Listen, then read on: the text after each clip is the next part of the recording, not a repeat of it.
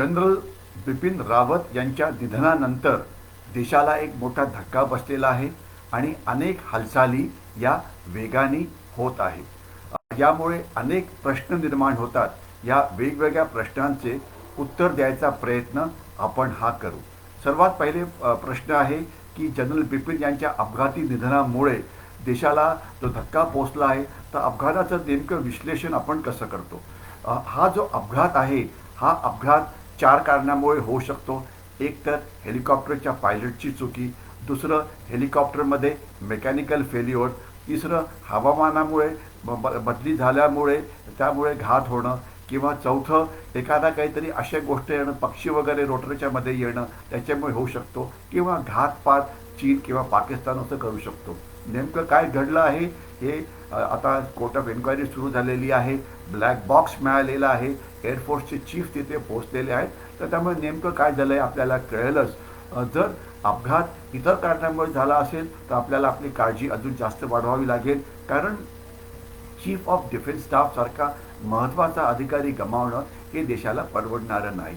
आणि दुसरं, जर हा अपघात घातपातामुळे झाला असेल चीन किंवा पाकिस्तानमुळे तर त्यांना शिक्षा ही द्यावीच लागेल. त्याकरता करायला अनेक गोष्टी आहेत ज्याविषयी तो एक वेगळाच विषय होऊ शकतो. परंतु चीन आणि पाकिस्तानला फक्त जशास तसे अशी भाषा करते, म्हणून घातपात झाला की नाही याच्यावरती सुद्धा लक्ष केंद्रित करणं हे महत्त्वाचं आहे. आणि मला खात्री आहे हे नक्की काय झालं ते शोधलं जाईल. दुसरा प्रश्न जो आहे की पाकिस्तानच्या आणि चीनच्या कुरापती या वाढत आहेत आणि त्यामुळे याचा या अपघाताशी काही संबंध आहे का. तर मी असं म्हणेन की याचा अपघाताशी संबंध असू शकतो, कारण चीन आणि पाकिस्तानला जर आपल्या नेतृत्वाला जर आपण जायबंदी केलं, त्यांना मारलं किंवा हे केलं तर आपली जी लढण्याची क्षमता आहे त्यामध्ये नक्कीच कमी येऊ शकते. तर तो धोका आहे. कारण आपण बघितलं असेल तर इस्रायलनी अटॅक करून एका प्रसिद्ध इराणी जनरलला मारलं. त्याच्या आधी अमेरिकेने विमान पाडून जे झियाउल हक होते पाकिस्तानचे पंतप्रधान त्यावेळेला त्यांना मारलं. यामुळे या दोन्ही देशाची क्षमता ही कमी झाली. तर तशी ही क्षमता आपलीसुद्धा होऊ शकते, कमी होऊ शकते.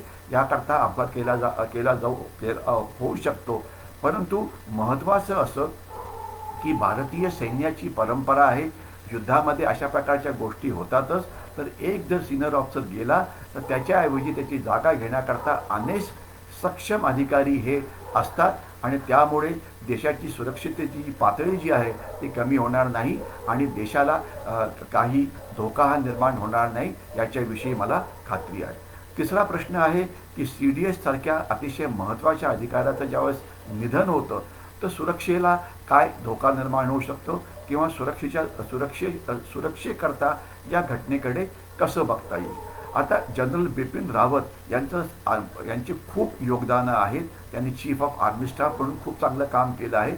परंतु सध्या त्यांची अपॉइंटमेंट होती चीफ ऑफ डिफेन्स स्टाफ आणि 70 वर्षानंतर भारताने हे पद तयार केलं होतं आणि आर्मी, नेव्ही, एअरफोर्सनी एकत्रित येऊन लढाई करावी याकरता हे पद निर्माण झालं होतं. इंटिग्रेटेड थिएटर कमांड म्हणजे तिन्ही दलं एकाच कमांडच्या हाती काम करतील याकरता चीन विरुद्ध एक कमांड होता, पाकिस्तान विरुद्ध एक कमांड होता, एक स्पेस कमांड हा वेगळा होता, मॅरिटाईम कमांड हा वेगळा बनणार होता आणि पेनिन्सुलर कमांड हा वेगळा बनणार होता. आणि या सगळ्यामध्ये तिन्ही दलाचे अधिकारी आणि सगळे त्यामध्ये असतील. तर यामुळे देशाचा खूप फायदा होणार होता. आपलं बजेट वाचलं असतं, आपलं एकत्रित ट्रेनिंग करता आलं असतं, त्यामुळे सक्षमता वाढली असती, त्याच्याशिवाय गुप्तहेर माहिती चांगली मिळाली असती. कारण एकत्रित येण्यामुळे केवढा मोठा फायदा होतो हे आपल्याला 71च्या लढाईमुळे कळालेलं आहे. इथे एक आपले अतिशय outstanding officer field marshal Sam Manekshaw यांनी लढाई सगळ्यांना एकत्र केलं आणि आपण कसा इतिहास घडवला हे आपल्याला माहिती आहे. परंतु फील्ड मार्शल सॅम माणेकशॉ हे एक वेगळंच व्यक्तिमत्व होतं, आउटस्टँडिंग व्यक्तिमत्व होतं, चॅरिझमॅटिक व्यक्तिमत्व होतं. तर हे केवळ व्यक्तिमत्वांवरती लढाया लढल्या जाऊ शकत नाही. त्याला इन्स्टिट्यूशनल मेकॅनिझम म्हणजे त्याला आपल्याला पाहिजे संस्थात्मक ताकद ती निर्माण करण्याचा आपण प्रयत्न करत होतो. ते रावत करत होते आणि आता रावत यांच्या जाण्यामुळे नक्कीच जो पुढचा CDS येईल त्याला त्यांच्या एवढी माहिती नसेल, त्यांना त्यांच्या एवढा अनुभव नसेल, तर थोडीफार सक्षमता ही नक्कीच कमी होईल. याच्यामध्ये काही डाऊट नाही आहे. परंतु आपले अधिकारी जे पुढचे जे येतील ते सुद्धा त्याच वेगाने काम करायला लागतील ज्या वेगाने जनरल रावत यांनी काम केलं होतं.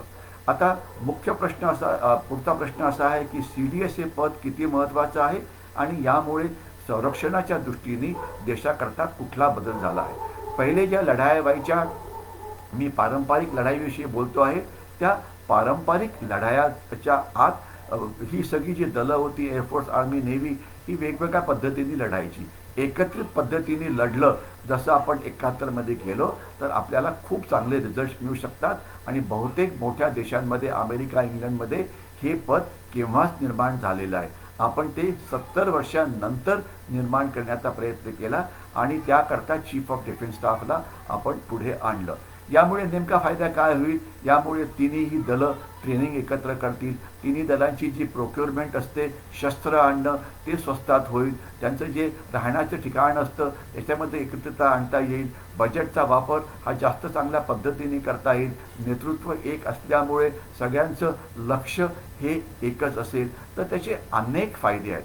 पारंपरिक लढाईमध्ये तर फायदे आहेतच, परंतु अपारंपरिक लढाया म्हणजे चीन भारताच्या विरुद्ध अनेक प्रकारच्या लढाया एकाच वेळेला लढतो आहे.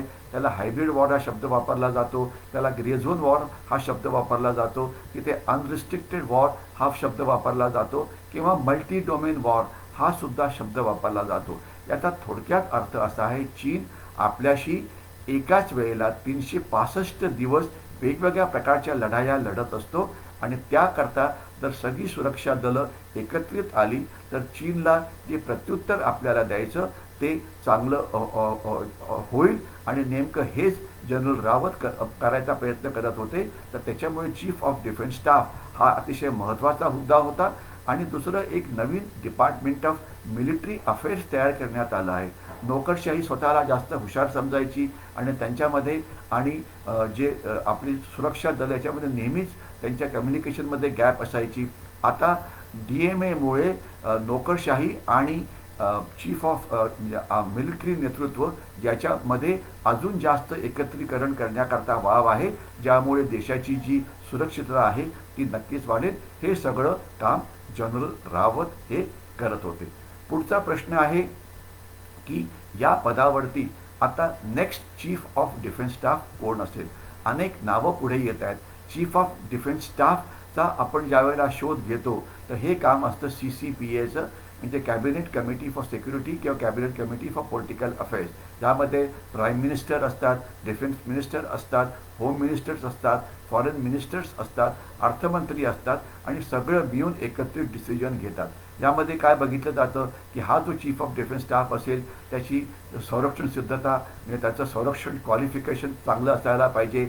त्याला वेगवेगळ्या सीमांवरती लढण्याचा अनुभव पाहिजे. म्हणजे भारत चीन सीमा आहे, भारत पाकिस्तान सीमा आहे, त्याला दहशतवादी विरोधी अभियानात काम करण्याचा अनुभव पाहिजे. कारण दहशतवाद हा अजून खूप वर्ष चालणार आहे. ईशान्य भारतातली जी इन्सर्जन्सी किंवा बंडखोरी आहे त्याच्याबद्दल त्यांना लढण्याचा अनुभव पाहिजे. आणि भारतीय सैन्य हे प्रचंड सगळ्या सीमेवरती पसरलेलं आहे, प्रचंड मोठं आहे, वेगवेगळ्या भूभागामध्ये आहे. म्हणजे सैन्य वाळवंटात आहे, सैन्य डोंगराळ भागात आहे, सैन्य जंगलामध्ये आहे, सैन्य ॲम्फिबियस म्हणजे ज्याला आयलंड टेरिटरीज तिथे आहे. तर म्हणजे आपल्याला प्रचंड अनुभव असलेला असा एक सेनापती पाहिजे.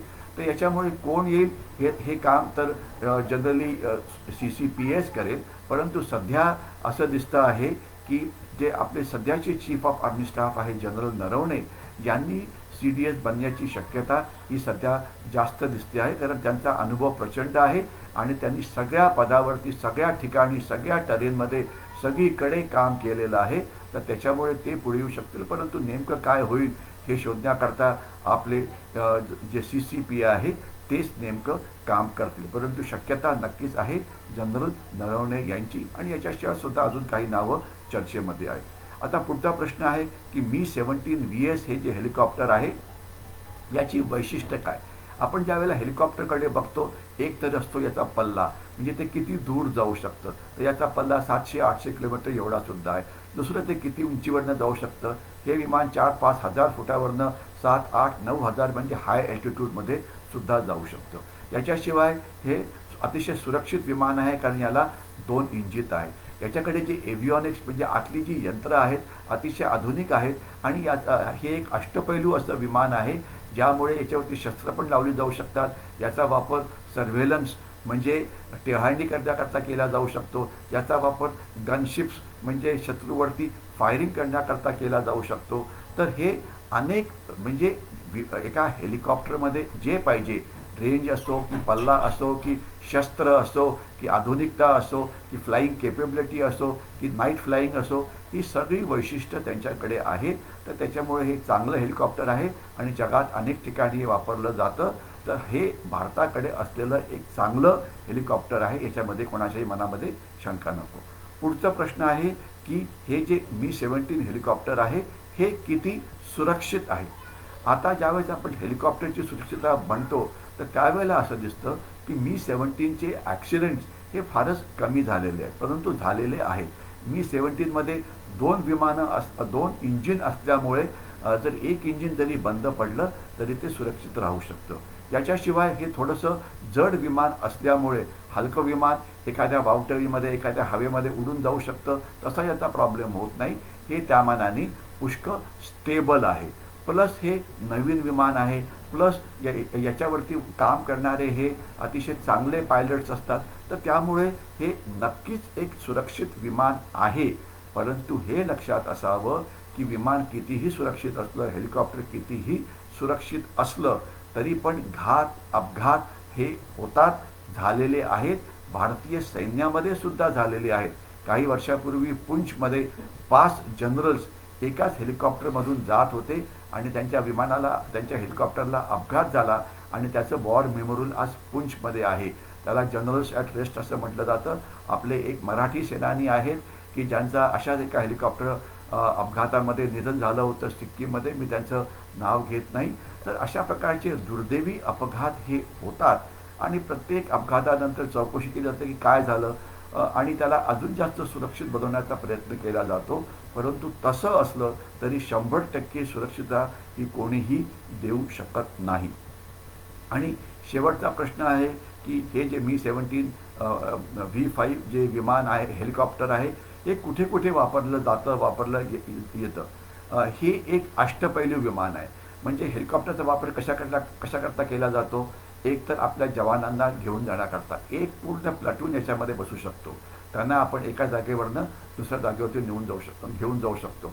जर दारूगोळा घेऊन जायचा असेल तर ते पण आपण घेऊन जाऊ शकतो। याच्यावरती जर आपल्याला तोफा बसवायच्या असतील, मीडियम मशीन गन बसवायच्या असतील आणि त्याचा वापर एक गनशिप म्हणून शत्रूवरती हल्ला करण्याकरता करायचा असेल तर ते पण आपल्याला करता येतं।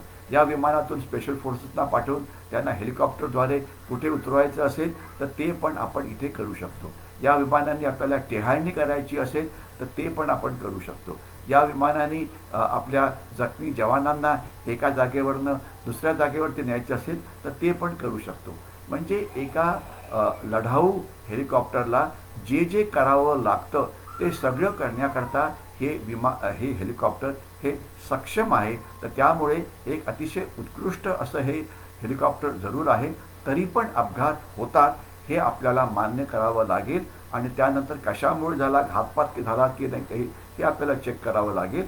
परंतु हे एक अष्टपैलू विमान आहे एवढं नक्की। जसं मिग विमानं जुनी झाली होती किंवा काही आपले हेलिकॉप्टर्स जुनी झाली होती तसं काही नाही, हे एक चांगलं हेलिकॉप्टर आहे। मी इथेच थांबतो।